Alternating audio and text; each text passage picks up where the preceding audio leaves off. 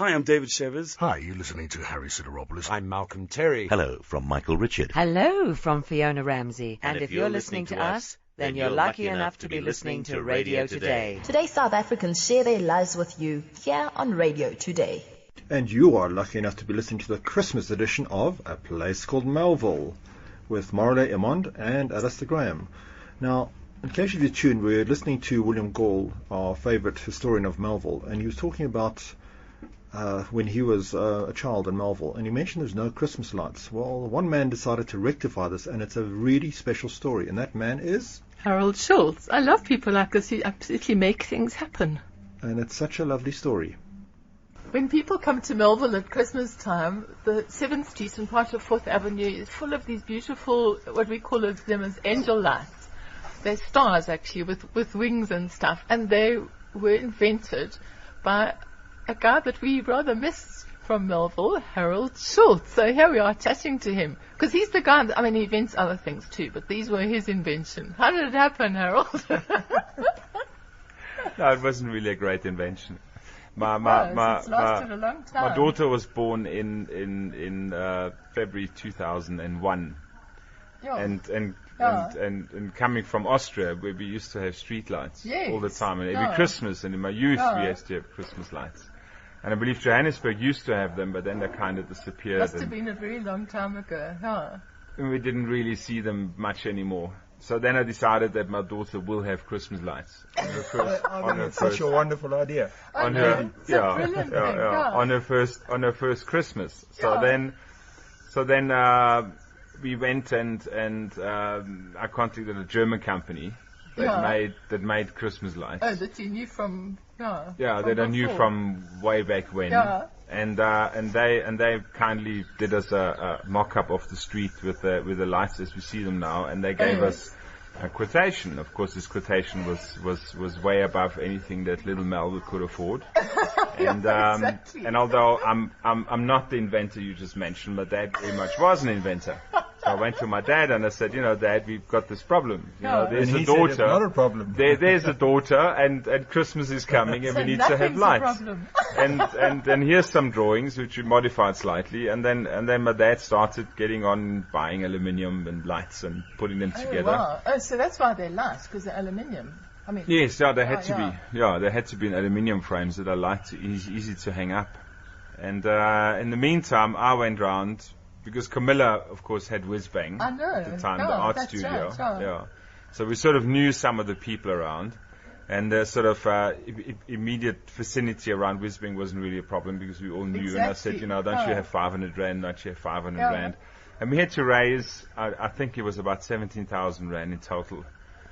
And we hadn't even thought about hanging him up, by the way, at that point. we had no clue. We had no clue how to get them up. We just knew we had to get some. Let's get them made first. Let's get them made first, exactly. I see you actually are an inventor, because that's usually the way it works. And you get the thing done and you work out what to do yes, with it later. Exactly.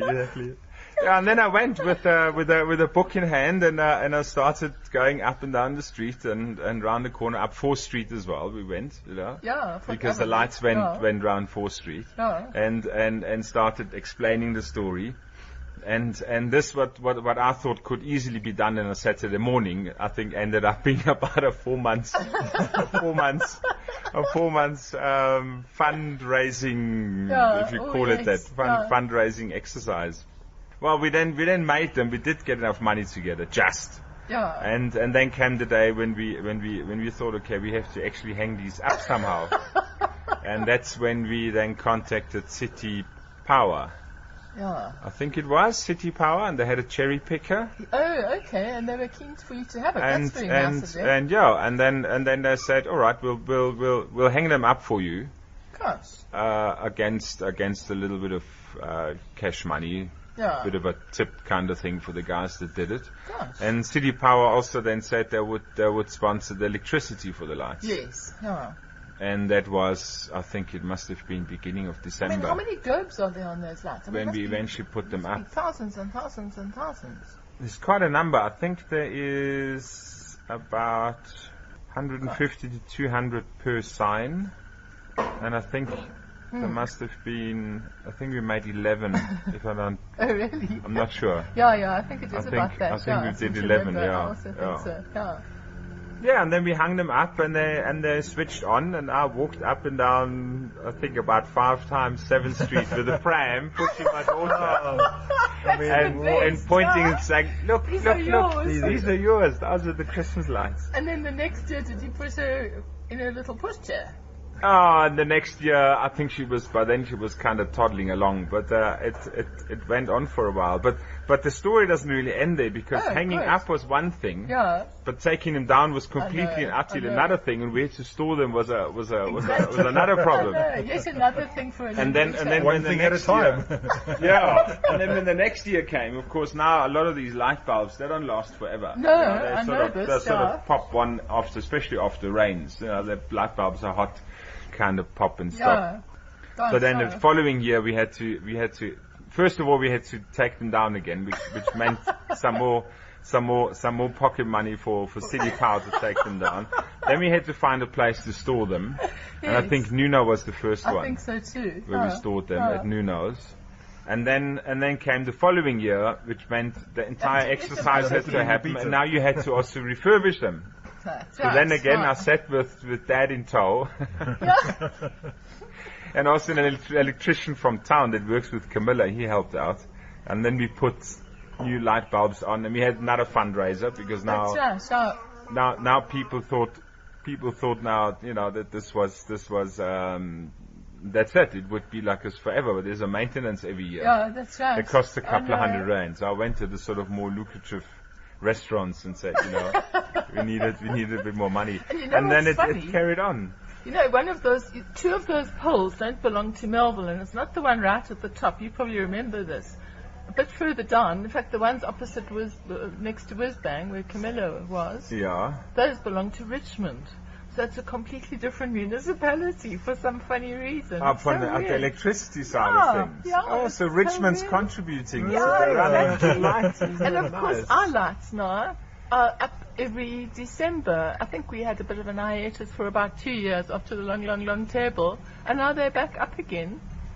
And every year we say thanks to Harold. Yes, well, thank you very much. And I'm very glad to see them. And possibly there'll be another generation of Schulzes who's gonna have exactly. have Because the they honor are of watching beautiful. them. I mean, I think that they're beautiful because they're simple. You know, they're so pretty. When you see a whole street all lined up like that with those gorgeous stars and things, they are really lovely. And they light up the street completely and Exactly, utterly. I mean, yeah. it's just a complete different dimension, Yeah, looking up the exactly, street yeah. at night without them. And When they're looking actually up. not on, then there's something missing in the street, isn't there? I know, and at some stages we've had them up during the year because City Power haven't taken them down. And even then it's rather nice. And somebody put it on a wine label. They made a wine label for Melville. And I looked at the label and there the lights are. Oh, really? On a wine label. So we're famous now Yeah, with the lights. All thanks to you. And what's your daughter's name? Nina. Yeah, my All daughter's thanks to Nina. you and Nina. Gosh. If it hadn't been for Nina, you might not have lights in Well, Melville. what a- You probably would. It's quite possible unless somebody else would have gone. Yeah. No. But that was nobody really but the Harold. driving. That was really the driving factor. Yeah. What a wonderful And, story. Yeah, and Harold is an inventor. I mean, even on his card, which is Suntoy, it says invent, design, deliver. So you see, you are an inventor.